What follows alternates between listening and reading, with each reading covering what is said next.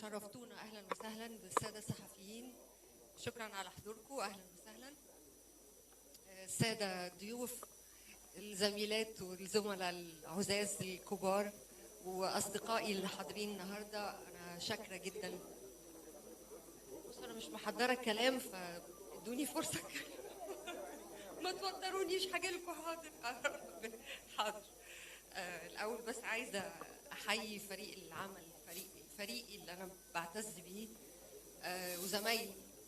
زمايلي الكبار الفنانين الشعراء والملحنين والموزعين الموسيقيين اللي أكيد هم في حياتي العنصر الأهم والأكبر والسبب الرئيسي في أي نجاح أنا بحققه. هم السند وهم المبدعين الحقيقيين اللي بيبتدوا العمل وبيبتدوا الإبداع، ومن بعد كده أنا باجي بقدم إبداعهم. أنا صوتهم، يمكن أنا من معجبيهم، يمكن أنا من تلامذتهم، يعني أنا بس الصوت اللي بيقدم إبداعهم.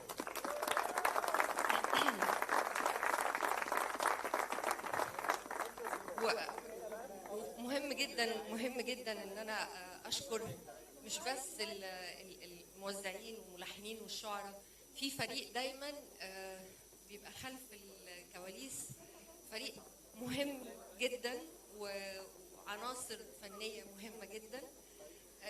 من غيرها احنا يعني يمكن العمل ما يطلعش بالجودة المطلوبة.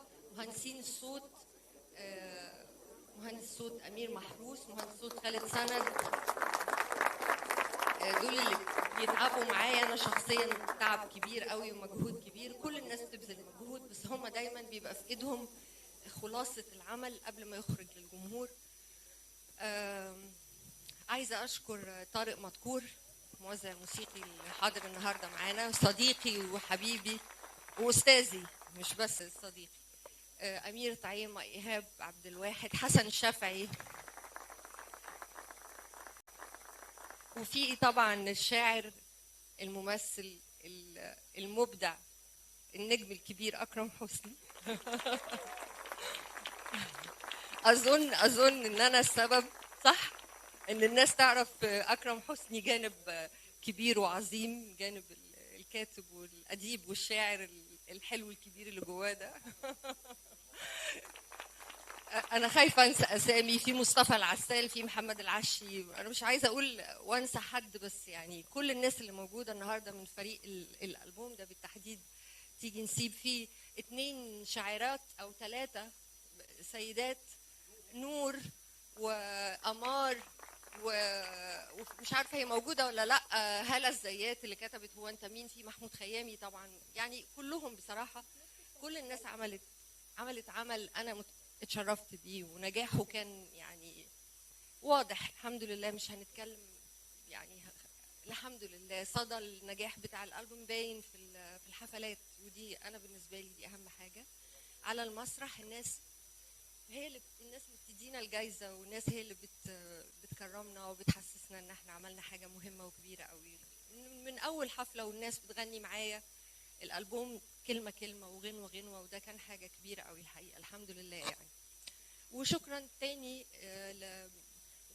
وشكر مهم جدا وكبير لبليف، الشركة اللي أنا بعتبرها شركتي في النجاح.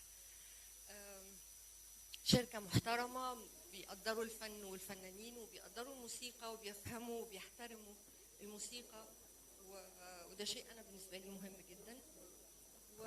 وشكرا على إن هم جريوا معايا وشجعوني على مشروع الدولبي أو النسخة الجديدة من الألبوم الدولبي أتموس، اللي برضو بشكر فيها كمان مرة باشمهندس أمير محروس، لأنه هو كمان قام بمجهود كبير جدا مع مهندسين الأجانب كمان اللي معانا، يعني في أسامي كبيرة مهمة جدا.